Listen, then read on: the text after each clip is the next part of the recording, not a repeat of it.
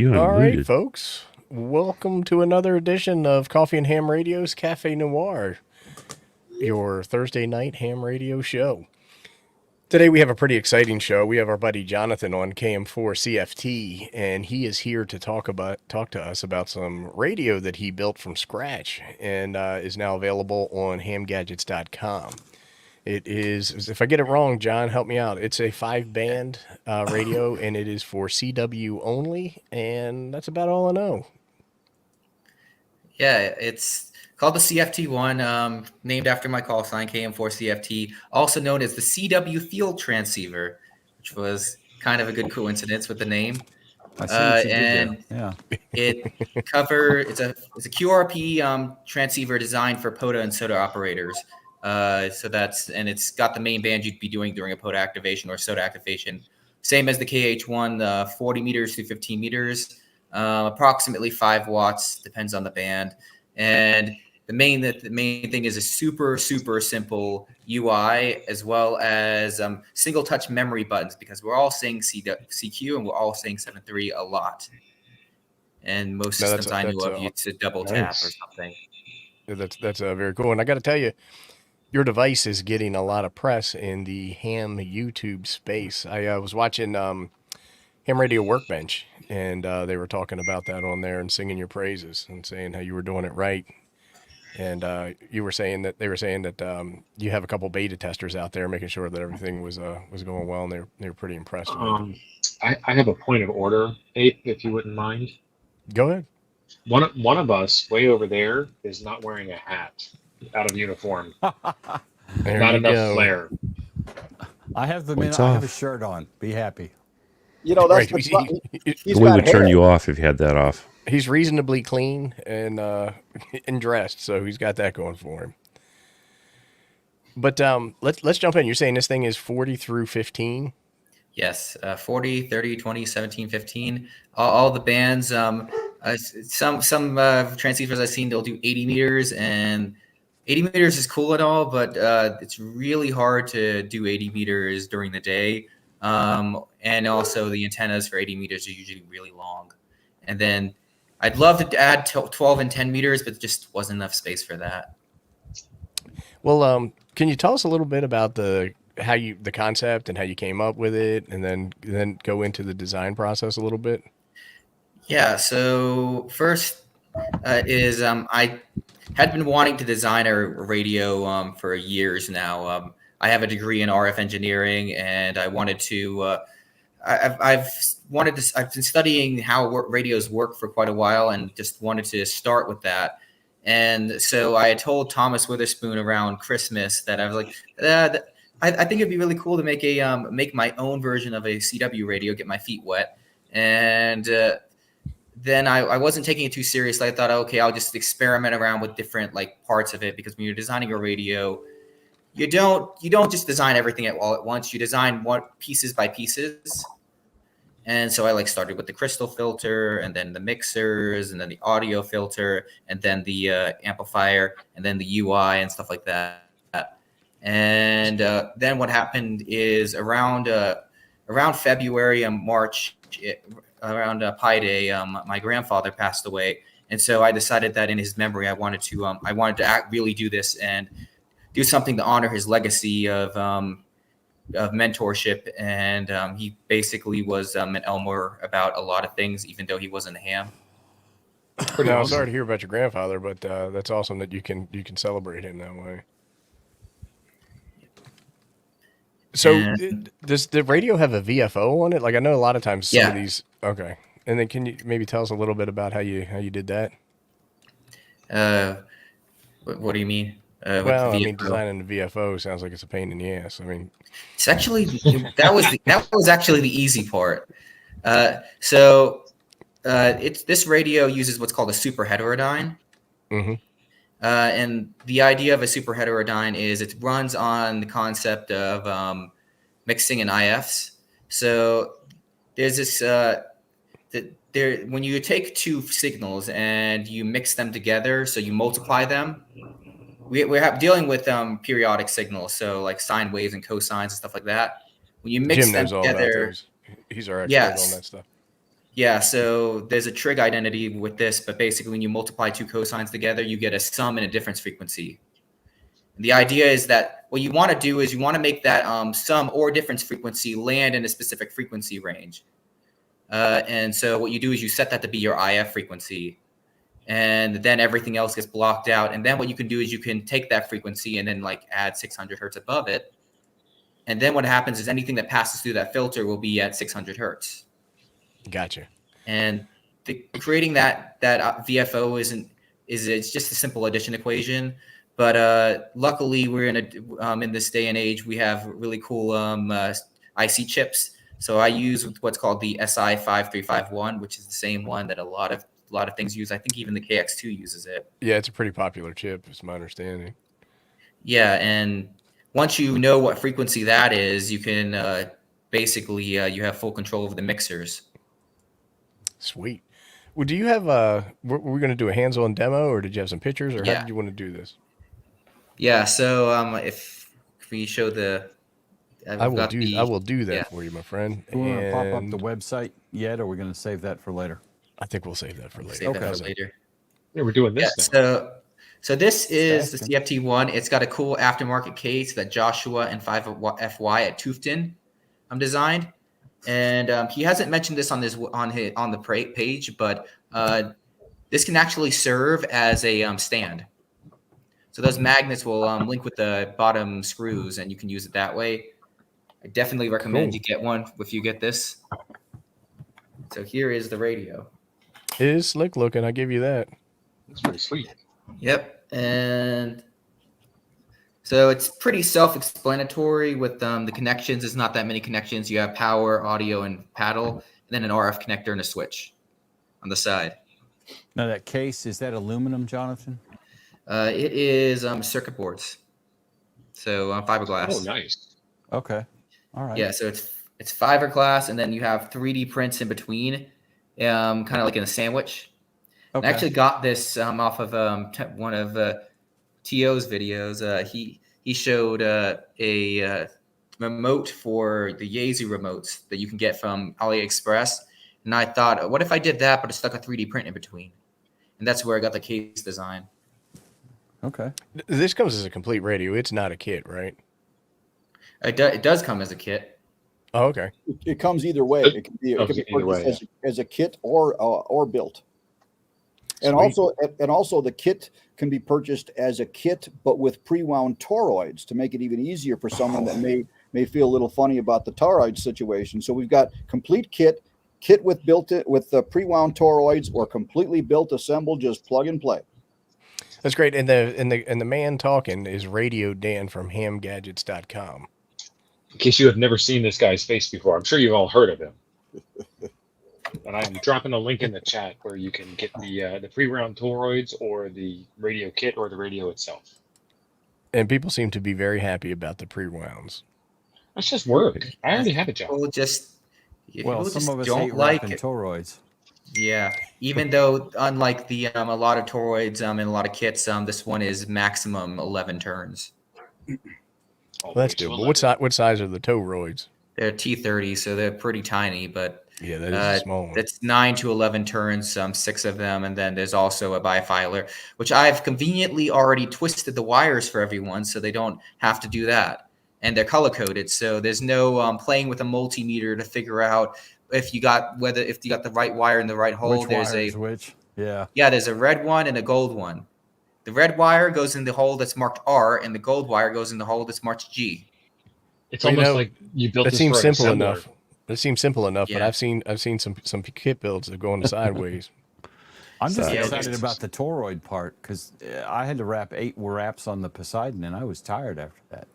Yeah, you had to take a break. I had to go get new poke. Jonathan's finger is still recovering from his batch of pre-wound toroids that he made for the system.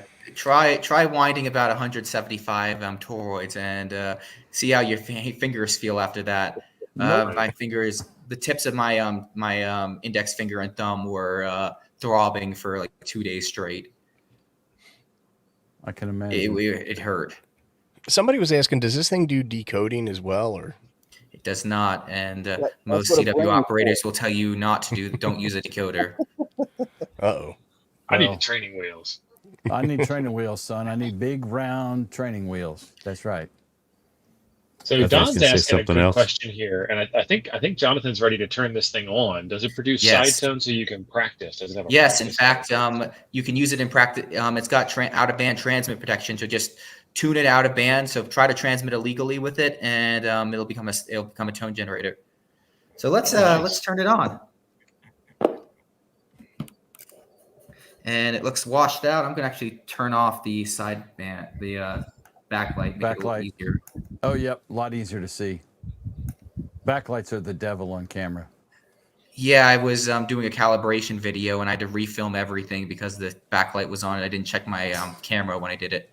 Yep. Yeah. And God bless you for making it 12 volts, so you don't need a buck converter or anything like that. Yeah. Not just that, 8 to 12 volts. So even if you had like something lower, a couple of 3.7 volt batteries type of thing, 3 of them, whatever, anywhere 8 to 14 technically, but it'll easily do 15 as well.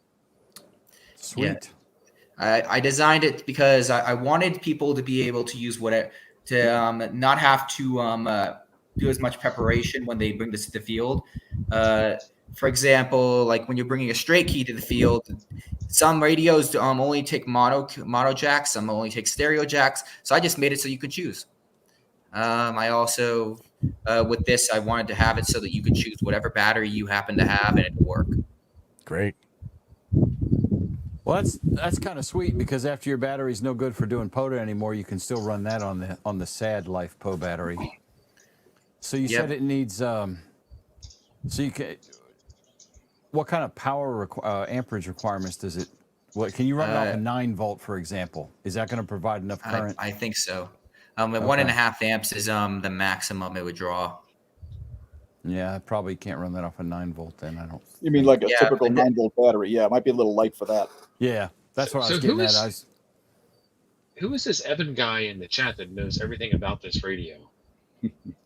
He is one of our beta testers, and he's the unsung hero of this project because there was an issue with the keyer where where one side of the paddle was acting perfectly with iambic B and the other side was not, and I could not for the life of me figure out what was wrong. So we worked back and forth to figure out until I discovered that there was a missing equal sign in the code that was causing the iambic B code not to work. This is what happens when you just copy and paste stuff from QEX. Yeah, so Evan's saying he's done it on a rechargeable 9 volt, and I'm a little bit of a battery nerd, and so I'm assuming that rechargeable 9 volt is a lithium rechargeable 9 volt, so it's probably different than your alkaline or primary cell that you would get at the 7-Eleven, right? It might be a higher current. Yeah.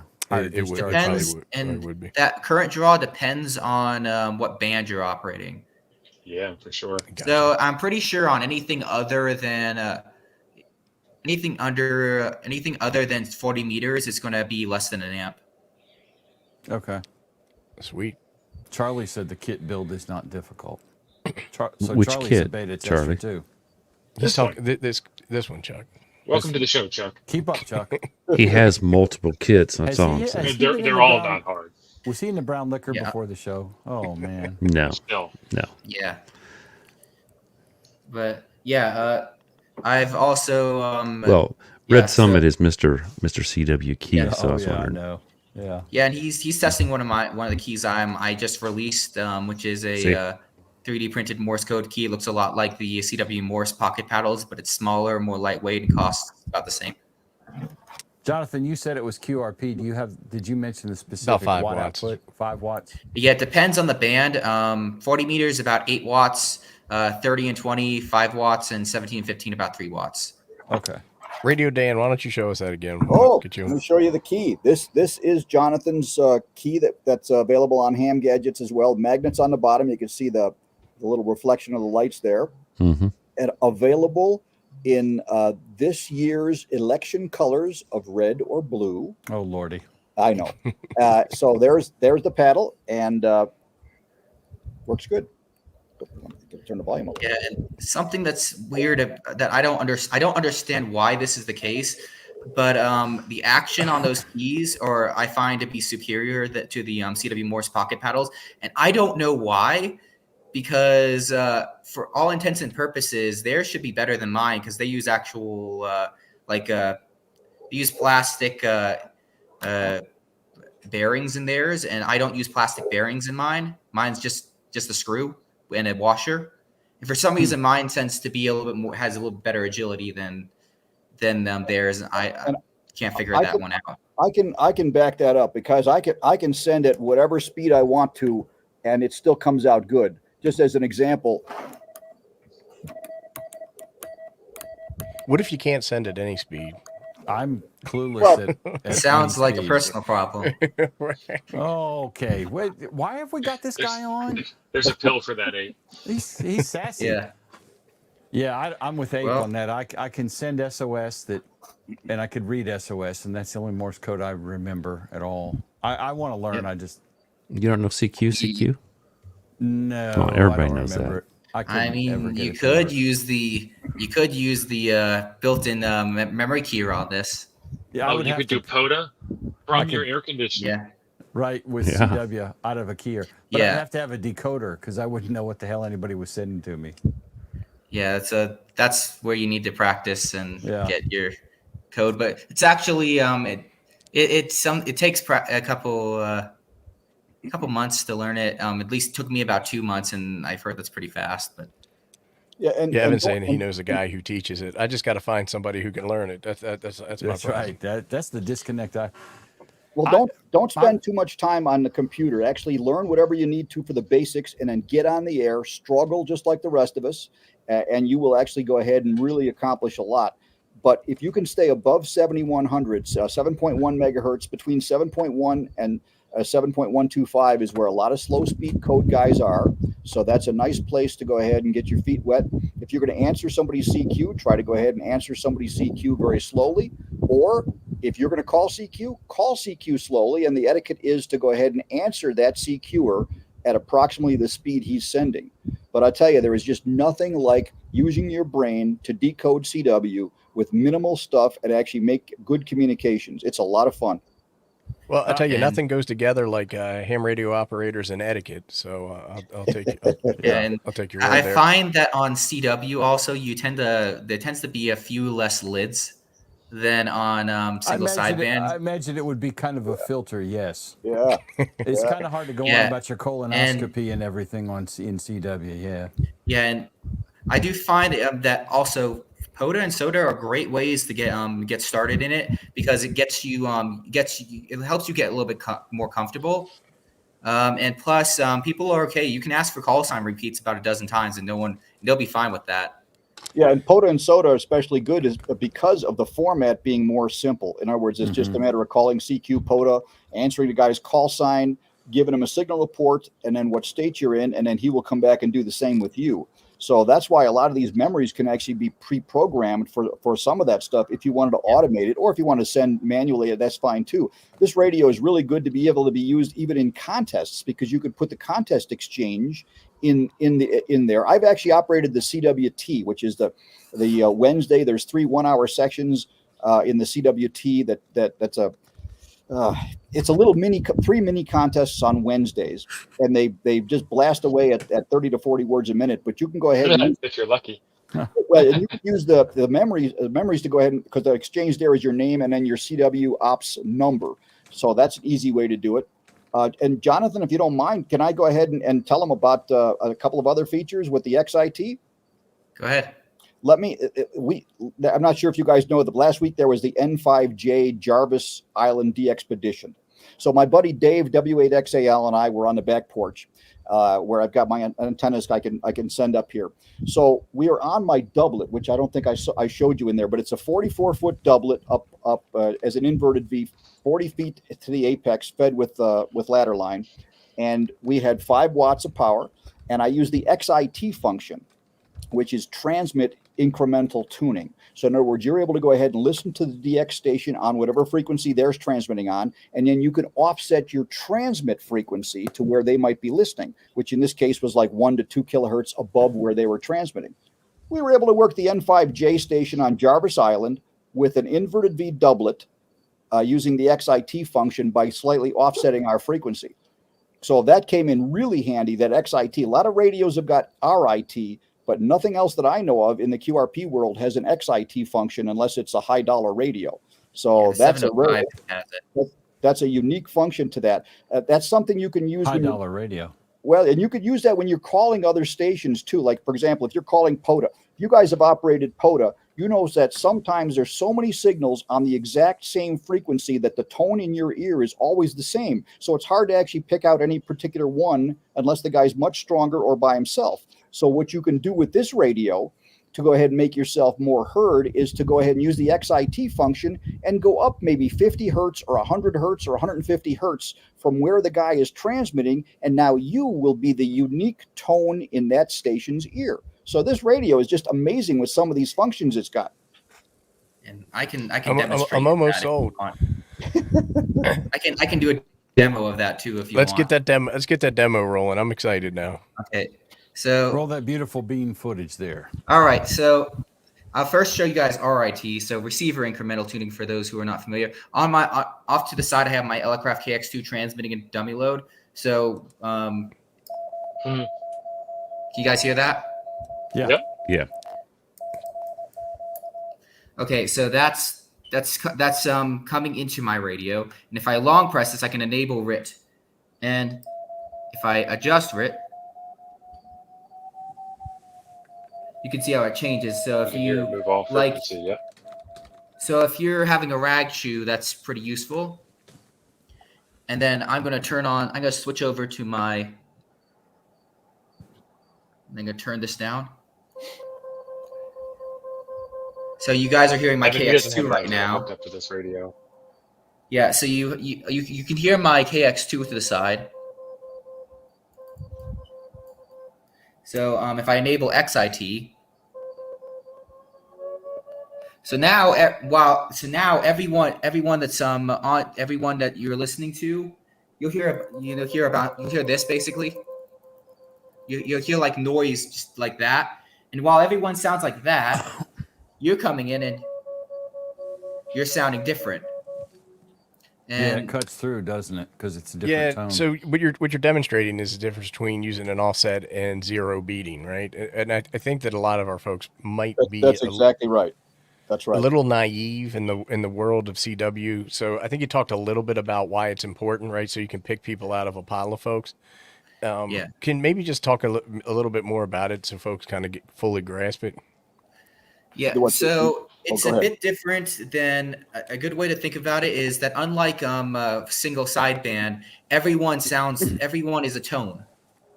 So during a pileup, all you hear is a burst. If everyone's zero beating you, so if they're zero beating you, then you basically hear. Let me turn down the volume. So you basically will just hear this tone the entire time. You'll hear that the entire time. There's like 10 people sending at the same time, and you just hear one sound in your ears. Yeah. So you're one person, but it's really 10.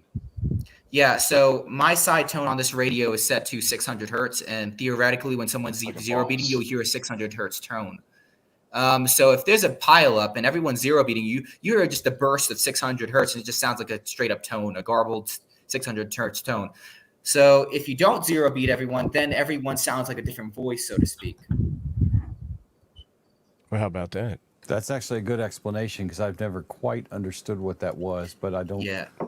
I'm not a CW guy yet. Yeah, it's if you listen to I heard that. some of my videos of me doing pileup, like me operating Skoda, or I'm pretty sure if you listen to any of Thomas's videos, you'll probably find plenty of examples where he gets a pile up and all you hear is just a straight up tone and you can't hear anything. And usually you have to, unfortunately, you have to choose someone who is at the tail end of it. I prefer, in etiquette, you'd prefer to choose the first person you hear, but it usually isn't possible. So you end up having to pick out the guy at the end. Right. And, that's why you end up with question mark. Right, saying RF question mark because he missed the W7 part. Now, in my case, they don't miss that, but I mean, most other people they do, you know. I usually don't miss it because he's the only one that's overloading my front end of this thing. Yeah, exactly. Mike Said picked up doublet. what I said too, T.O. I could be in trouble. Yeah, you are in trouble. It's Well, happening. So I'm I actually, thinking- I, I'm I thinking actually I ordered have this. poded I before actually Ape ordered this has. thing in an effort to learn. So Nice. What is that watch you got out, there? watch out, boys. Beavis, what is That was that? that video I made a couple of months ago. The He didn't tell us he Morse code bought trainer. that. What's that? You didn't tell us you bought that. We would have been Son, I shaming don't need him. to. I didn't I did need not know go to I that needed to purchase tell you with you. everything that I was doing. It's a 'Cause kit. you- I bought the kit version. Normally, you do tell us everything you're doing, whether we want to hear it or not. Yeah, that's what I'm saying. No. Top secret stuff over here. Because there's a chance I'll buy it too, and then we can both regret the purchase. That's how that has Right. worked in So the past. that's why I decided to tell it. So you can buy that, and then you can buy this particular radio that we're talking about today, So the how's the CFT1. progress on CW Learning coming with that device? Well, right now the device is Assembled it yet. the Damn, device you is, didn't look at is that not kit. assembled, but I've been listening to the what is he called, the Morris Ninja, the CW Yep. Ninja. I've been listening to his videos that he puts up, and I can almost identify the difference between a dit and da. So it's Oh, you're getting really good. getting real good. Well, I mean, I'm thinking here that I've got a challenge. Ape doesn't POTA, and up until last weekend, Jim has never POTa'd. So now I have popped my cherry on that. So the Oh, question, no, look at that. The question is, will Ape or Jim CW first with a live QSO, a live CW QSO On a stream? on the stream? Oh, We'll on the see. stream. We'll see.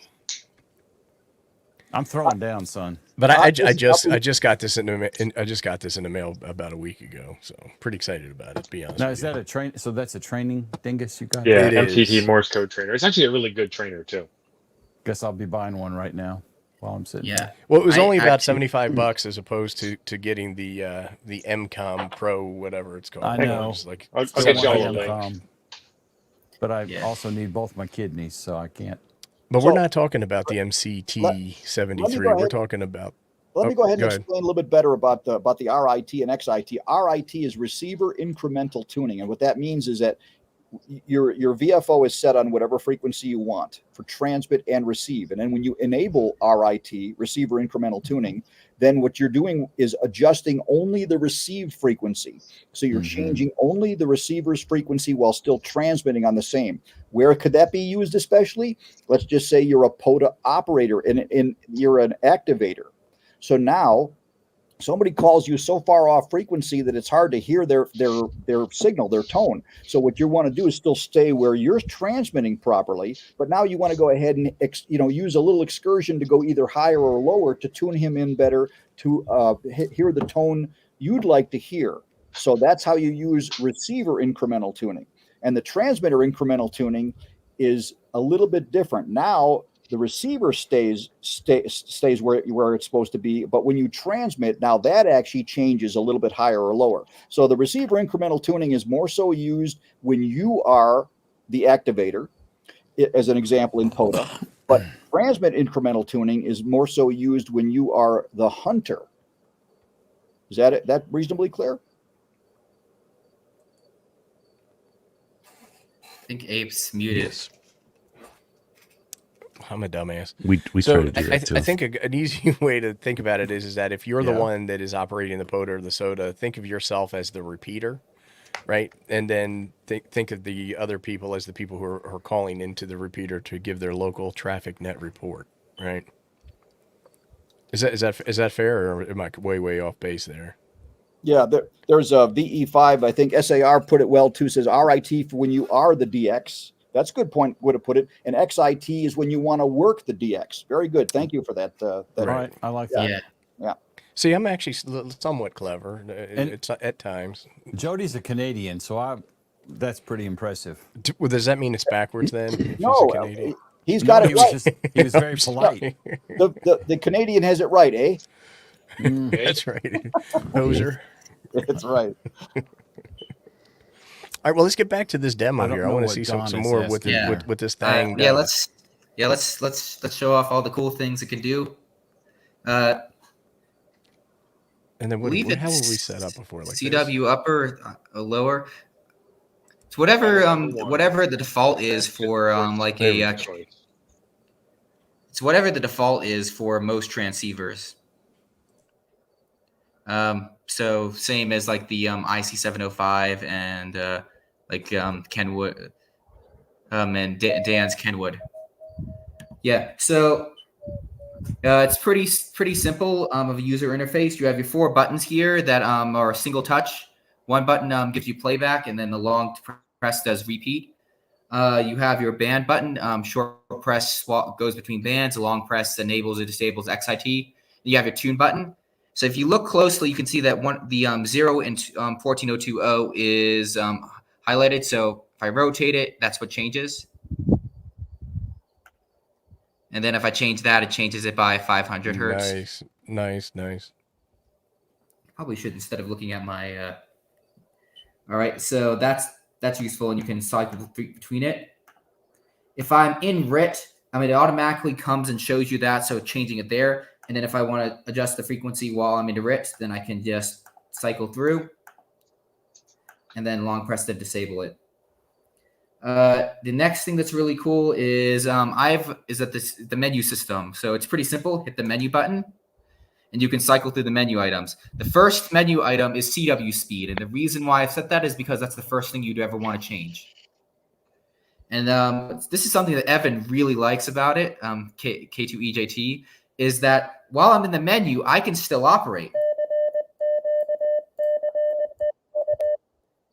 And then I can go in and I can still change things.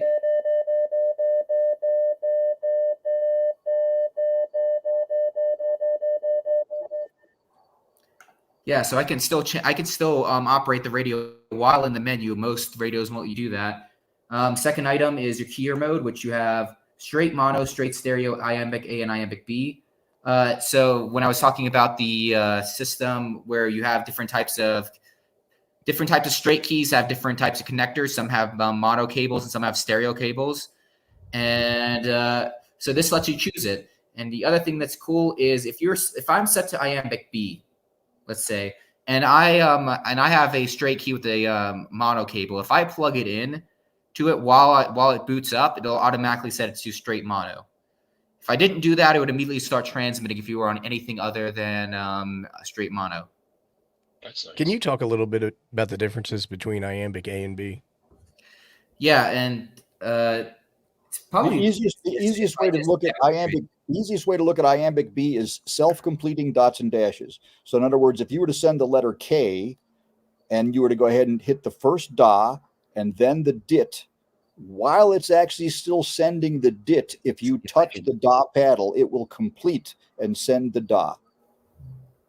Let's see if I can get this in the view so you guys can see what I'm doing with my paddle. It looks like a fancy pants paddle, son. Yeah, it's a Bengali Traveler. I got it at Dayton and got the blue paddles, and that's the sexiest set of paddles you could ever lay your eyes on. Yeah, so what I've done is I've set the key speed extremely slow. This is something I believe K9KJ actually showed a really good video on this. So with iambic B, if I do this, you can see how. So this is DA and this is DIT. That's backwards because I'm a weirdo and I send backwards. But I don't think that's the only reason. I'm also a lefty, so I can use that excuse as well. So being a lefty, you're using the paddle with your right hand though, right? Yeah. It's because I didn't have an Elmer teach me that, by the way, when you send on a paddle, left is supposed to be DIT and right is supposed to be DA. Otherwise, if I had done that and learned it that way, I would have gotten enough practice. But I can send normal with my left hand. So as you can see, whenever I go left or right, it sends an N. So while I'm in the middle of, while it's sending the DA, it's checking to see if the DIT has been pressed. And if DIT has been pressed, then the next character will be a DIT. And so you can see by swiping across, it does that. If I switch to iambic A and do the same thing, it doesn't check it until the DA is complete. So on A you have to wait for it to complete sending the tone and then hit the other paddle, right? Yeah. So It's quite. A lot of people will prefer iambic B, and that's why it's more popular because it's a little bit more. You can be a little bit more clumsy, I guess would be the way to say it. Actually, it's easier to send, it's easier to send faster with iambic B because you could be finished with it while it's still sending, so to speak. Like taking that letter K as an example, you hit da dit, and then if you just touch that da paddle, so you could be finished with it, and you could have your hand on coffee while it's still going ahead and sending the last da. Right, so you could be working the paddle at 20 words per minute, and you could have your keyer set for 15. Right, that would be the advantage there. Only at the very end. I mean, it's not going to go ahead and continue to record all of your keystrokes if you get ahead. It's only going to be for the final character, whether it be a dot or a dash. Yeah, it sends one extra character when you're done keying. That's yourself. Right. Yeah. It has to do with the window of time that you can the next character is being determined.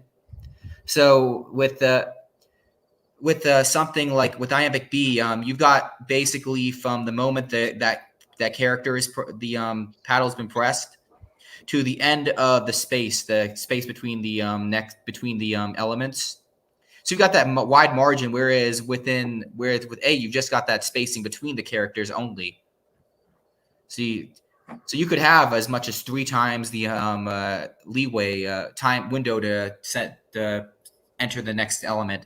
So most people I know prefer iambic B, and if a radio doesn't give you an option, it usually is B. I believe it's like ICOM and Yaesu radios pretty much a default to B.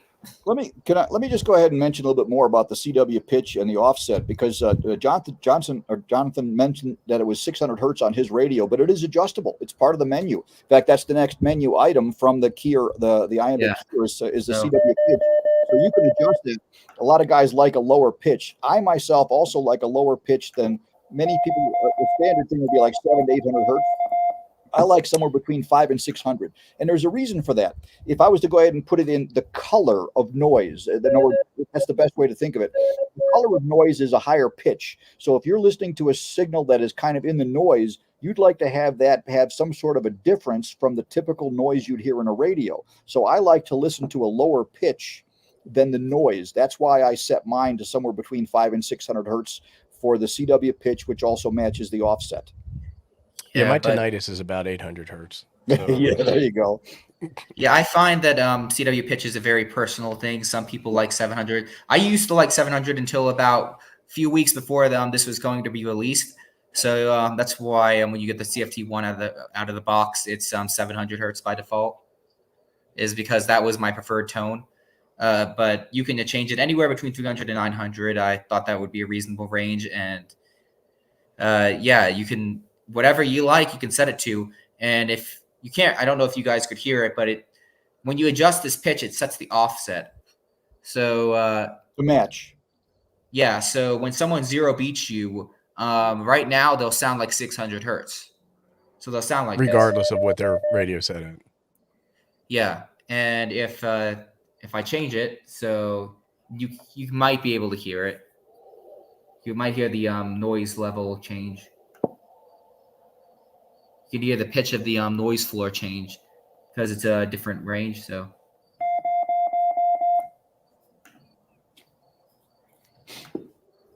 and that red light is a transmit indicator, so that actually tells you for sure that you're on the air. It just lets you know that you're transmitting. Yeah, and since I like to operate reverse, I had to put in a paddle reverse option. A lot of the really simple radios do not have that option. Like the mountain toppers don't have it, and I don't think the Pentex do either. Yeah, another unique function.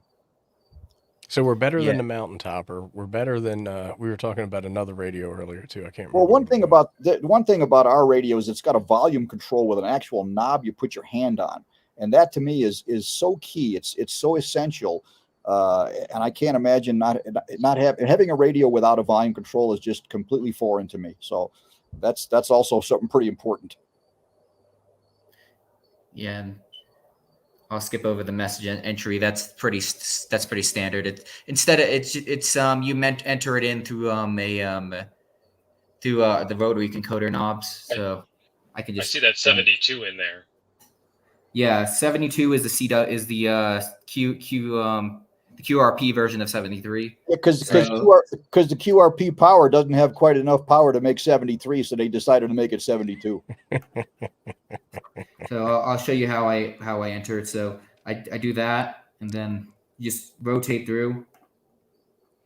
And while Jonathan's doing that, the nice part about entering the CW memories this way is that if you've ever had a radio where you're supposed to key it in with your key, and if you make a mistake, then you got to start all over again, or maybe you didn't get the spacing right. This way, with Jonathan's method of entering the memories, the actual individual characters in the memories, it's perfect every time.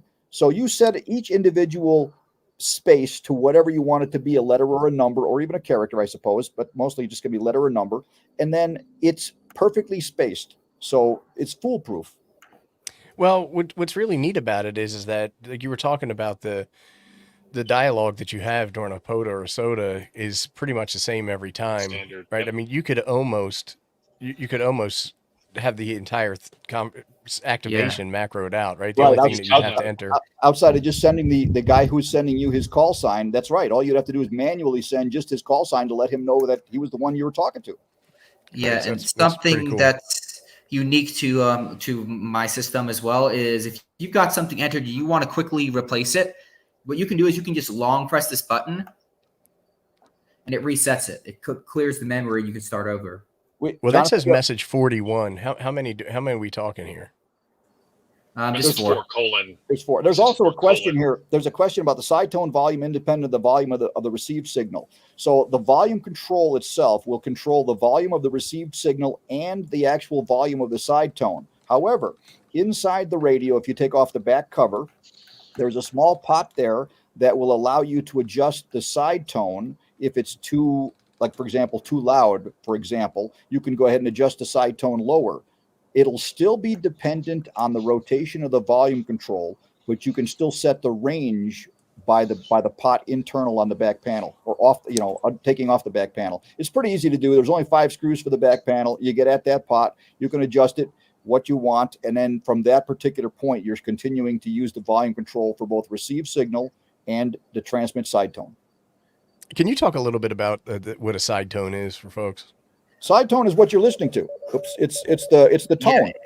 Yeah, you hear from your key. Yeah, so when you're transmitting on like single sideband, you're not monitoring yourself. You don't hear your voice would technically be the side tone, so to speak. So whenever you're transmitting on CW, you hear a tone. So this is the side tone. That da da da da da da da. That's the side tone. And it's just there because otherwise it'd be it makes it really difficult to send without a side tone. Okay. And that last question came from Ham Radio Duo. That is a new YouTube channel. Go check them out. Ham Radio Duo on YouTube. They're also new to the Toads Discord, if I recall. I will get correctly. a link for their channel. I was in the middle of looking at CW trainers. And they're also asking, can you enter the messages in using the key or paddle, or only the rotary encoder? No, only by that method that Jonathan described of individually going to each character to go ahead and put that in. Like I say, that assures that you're going to be spaced properly and everything goes in just the way you want it. Yeah, it depends. Some devices will do it by timing. Some of them will try to guess. Like the KX2 will, when you're sending it, use this built-in decoder to figure it out. And when I didn't realize that you could do this with the computer program. It took me it took me 20 minutes just to program in CQ POTA DE KM4CFT because you had to send it in absolutely perfect. If you made any mistake whatsoever, you had to start over. Jonathan, if you had a 4-letter call sign, it would only take you 16 minutes. Yeah. But then I couldn't have named it CW Field Transceiver. And now you can never change your call sign. I like CFT. It's perfect. By the way, on the memories, I don't think you got to it yet, but let me go ahead and get this going. With the 4 memories, which are accessed from the front panel, you do not have to go into a menu. They're right there in front of you. There's no deep diving into the menu for the replaying of the 4 memories. Another thing is if you press and hold the memory, it'll now go into what's called a beacon mode, and it'll go ahead and continuously send your message, like CQ, POTA, DE, your call sign, and then you can set the amount of time between the last character that's sent and when the cycle starts again. And you could also set how many cycles. Like, for example, default is 4 seconds. So you'd send CQ POTA DE KM4CFT K. And after that K, 4 seconds later, it'll start sending CQ POTA again, unless you touch a key element, either a dot or a dash on the paddle, or you touch front panel button. Then it'll stop the memory from playing again. It's like somebody calls you, for example. You don't want it to go ahead and continue to send the menu or send the message while the guy's transmitting. Also, you can set the number of cycles before it completely times out. Default, I think, is set at 10, but you can set the number of cycles that it'll actually do before you have to have some sort of human interaction again. Hopefully, you won't be cycling 10 times before you get a call. Hopefully the band conditions and propagation will be good. Well, you'll have enough to do that. But that's 2 nice features of the memories. Front panel buttons, easy access, beacon mode to go ahead and continue to transmit your message until you get a reply, and a number of times it'll do it before it times out. Yeah, and I can just demonstrate. So, and as you can see, it said M4, so it's memory 4. If I press and hold it, it does memory beacon 4. MB4, 1, yep. 2, 3, 4. And it'll do that about 10 times and then stop. Or I can just tap the menu to cancel out. I can also just tap my paddle off the side and it'll do it. And that's nothing fancy.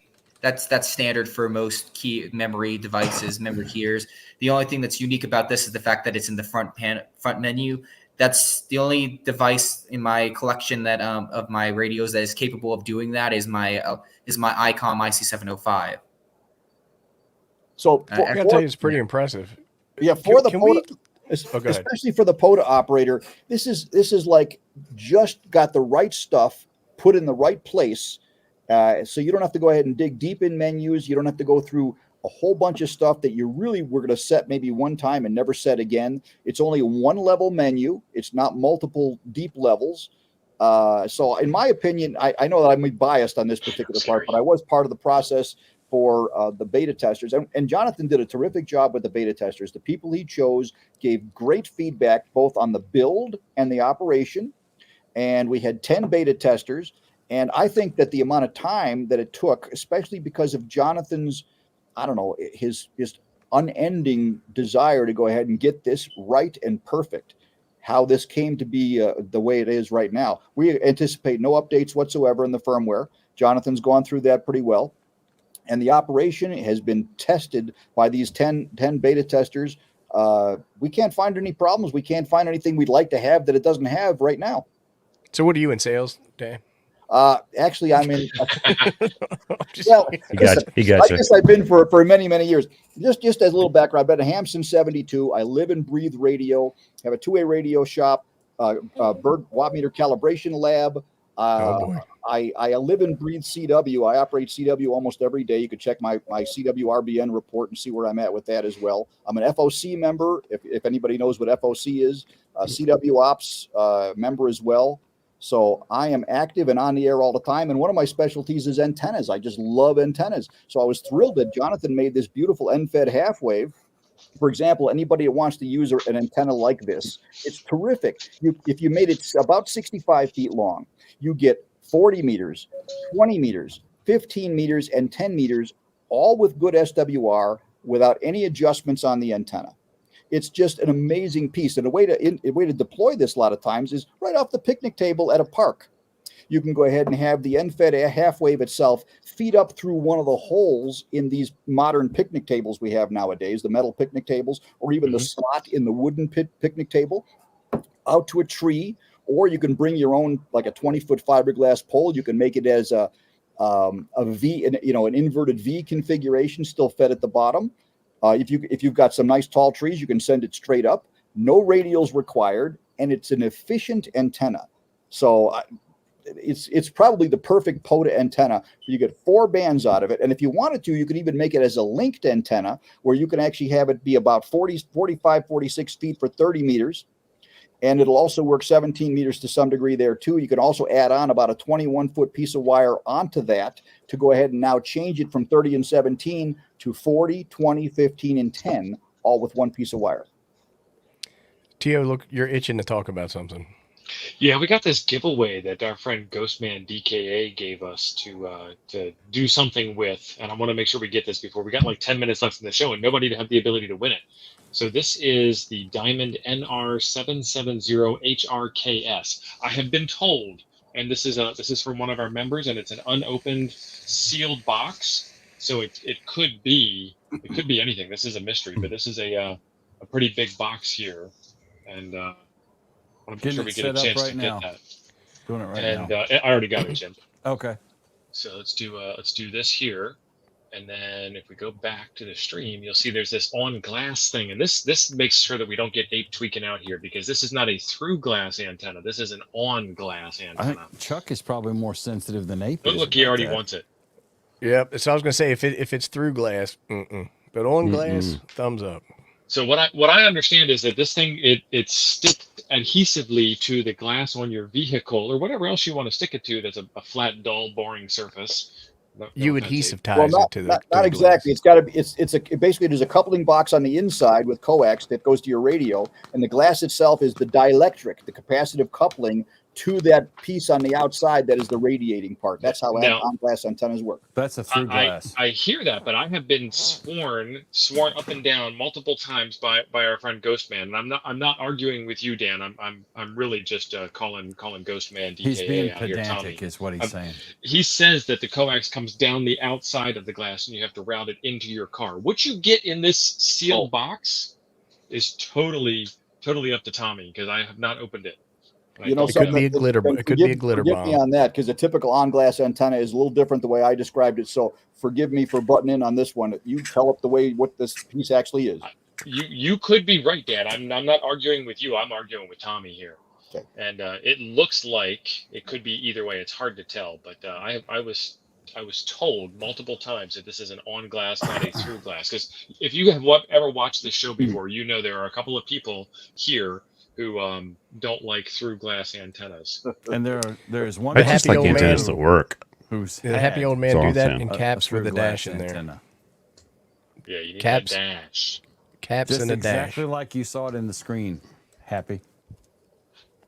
All Big uppercase. I mean, honestly, if we're over 60, and let's face it, a lot of us are, don't we all type in uppercase? I thought that was the rule. It's a rule. Yeah, that's the way I like to do it. Right here. It is, and while we're waiting for folks to type it in correctly, we're running out of time. Whoops, I got the wrong thing on there. That was Jim's ordering. Jim, do you want to go back to the Ham Gadgets website? Buy it on stream again. His credit card number, everything. His credit card's getting hot. There we go. Well, I was actually Googling for CW trainers besides that other one, but, you know. Well, there's a picture of Jonathan right there in the flesh operating his CW. At a picnic table. Yeah, CFT. That's right, with a metal Denco battery. Yeah. A Denco battery that I built. Nice. Because I remember Dennis was telling me about he started making kits, and he was nice enough to offer me a good deal on that, and it's one of my favorite batteries to take the field now. Dennis is a good guy. He's one of our favorite people, even if he. I'm pretty sure one of you guys introduced me to him. Pretty sure we did. Probably. Can you pull up the actual product so we can see the three different options? You can actually just click on the picture if you want. Click on 100 Jonathan's picture. We'll take it to his product. Everybody's talking all at one time, so it's kind of hard to process. No. Jim can't multitask. No, I can. I just couldn't tell which task I was supposed to do. That's just the quick view. But if you were to go ahead and actually click below, that shows the picture of the radio. But if you were to go ahead and not click the quick view, click on the text or below the quick view, then you can go ahead and get more stuff. So go ahead and click off of that. And now below it, there you go. Now now you can go ahead and get to the text and the whole thing. I think you have to actually click on It's really hard. I think he added that to cart. That's what he did. Right. Now you can scroll up and get to the description, and then on the right hand side is options. If you wanted to have for the kit pre-wound toroids, the paddles, end-fed half-wave stuff, There's also, if you continue to scroll up, you can get to the documents and things like that as well. There's numerous ways to get to the documents. There's help files right there. Jonathan actually put at the top one of those black buttons, the help files. He's got a video on how to do the alignment, which makes it very easy just to follow his instructions on that, which is very well done in the assembly manual as well. I'll tell you, it looks like it's easier to work the radio than this website. Uh-oh. Well, to be fair, when I was doing the beta test, when I told everyone I want you guys to try operating the radio without the manual, because if you need an instruction manual, then I need to redo some of the UI stuff. Is the firmware user upgradable? Theoretically, yes.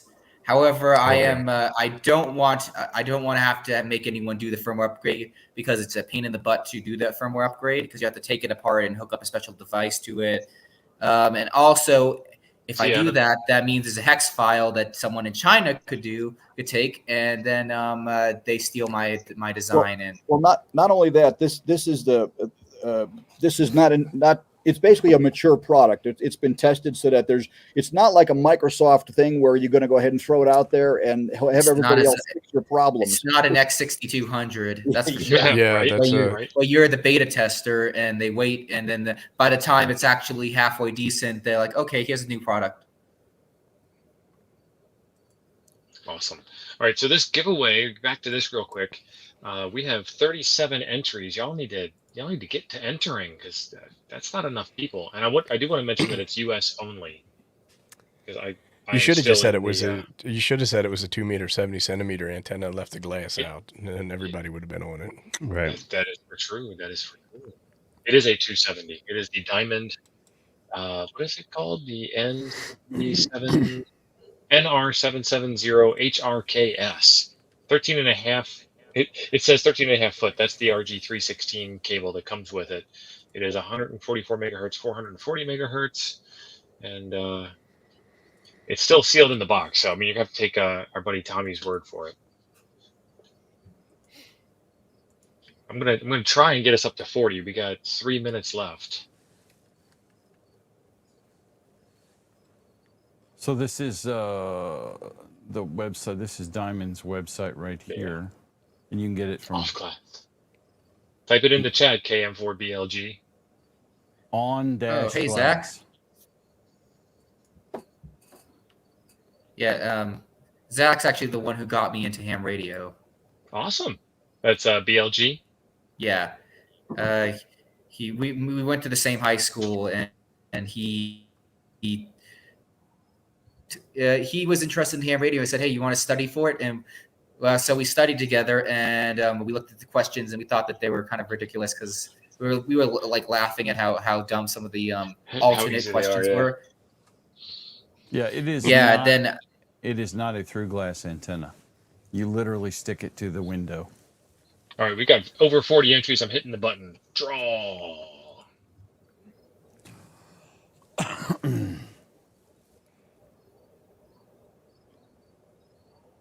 Oh, Mike. damn! I thought I had it. Abe almost had it. All right, Mike, it's yours. Awesome. Congrats, Mike. Glass pack. I like that, Bryant. Glass pack. So where does he have to drive to pick it up? Right? Yeah. I'm in Missouri right now. Come on down. To catch TO. All right, we got about a minute left. Is there any parting words that you boys want to put out there? Or? Very cool product. Yeah, it's really nice. Did you order one, Jim? No. He ordered 3. He ordered something. I know that. I could tell by the look on his face. He did not. All I can say is it was a ton of fun. Though I worked my butt off on that, so it was a lot of fun, and I'm hoping that everyone who gets my radio will love it as much as I will enjoy it. Will love it as much as the amount of love that I put into the design of this radio. It looks like you did a fantastic job. So, and thanks for coming on and sharing. Yep, good job. If anybody wants to hear it, I'll be on 14040 2.5, 14040 2.5 when this is over. There you go, boys. All right, with that, thank you very much, everybody. Appreciate everybody watching. Appreciate everybody participating. Yeah. And I'm going to hit the end stream button. Thanks for watching, folks. Thanks all. Thanks for having